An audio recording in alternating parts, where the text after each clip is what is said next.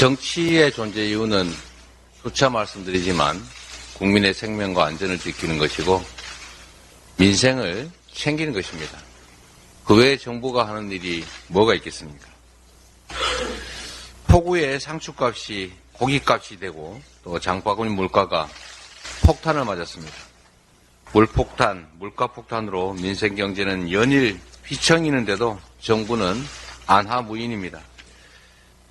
소비자협회 발표에 따르면 1년 만에 생필품 39개 가운데 단 2개를 뺀 모든 품목이 평균 10%, 10.2%까지 올랐다고 합니다. 마요네즈, 맛살, 케첩, 어묵 이런 게 20, 30%씩 올랐습니다. 국민 밥상이 위태롭습니다. 수해 피해로 인한 농축산물 가격 급등뿐만 아니라 국제 원자재 값도 다시 들썩이고 있습니다. 러시아 우크라이나 전쟁으로 밀, 옥수수 가격이 상승세고 하반기에는 유가 상승까지 예정되고 있습니다. 예상되는 문제가 있으면 신속하게 대책을 마련하라고 정부가 있는 것입니다. 1년 내내 민생 주름이 깊어지는데도 추경호 부총리는 물가 상승 우려마저 큰 변화 없을 것이다 이렇게 단언한다고 합니다. 도대체 경제부총리는 어느 나라에 살고 있는지 묻고 싶습니다. 어제 민주당은 수해 복구에 작은아마 힘을 보탰습니다.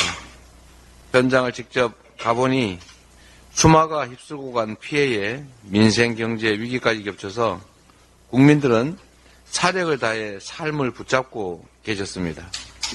힘겹게 붙잡은 그 손을 국가가 놓쳐서는 안 됩니다. 국민 삶을 방치한 채로 추경을 안 하는 것이 마치 신념처럼 되어버린 윤석열 정부. 즉각 추경을 추진해서 국가의 역할과 책임을 더 이상 외면하지 말아야 합니다. 어제 이상민 장관 탄핵이 기각됐습니다. 우리는 이 나라 국민이 아닙니까? 159명의 국민 생명은 귀하지 않습니까? 어제 헌법재판소 장관 탄핵안 기각에 또다시 절규해야 했던 유가족들의 외침 귀에서 지워지지가 않습니다. 어떤 말로도 위로가 되지 않겠지만 그럼에도 유가족분들께 다시 한번 깊은 위로의 말씀을 드립니다.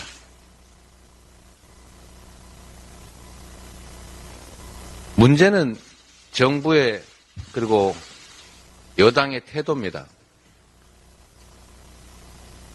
탄핵이 기각됐다고 해서 아무 책임이 없다라는 뜻이 아닙니다.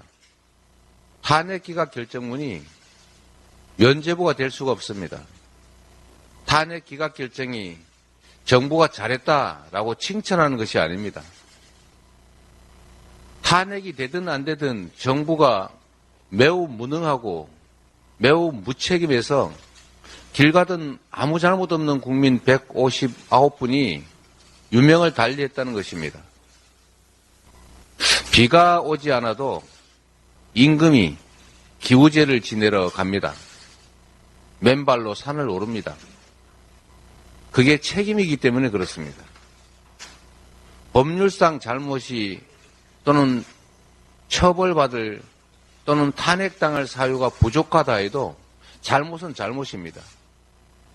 국민 한 명도 아니고 무려 159분이나 되는 분들이 졸지에 아무 잘못 없이 정부의 잘못으로 목숨을 잃었는데 누구도 책임지지 않고 어떤 책임도 지지 않습니다. 뭐가 그리 잘났습니까?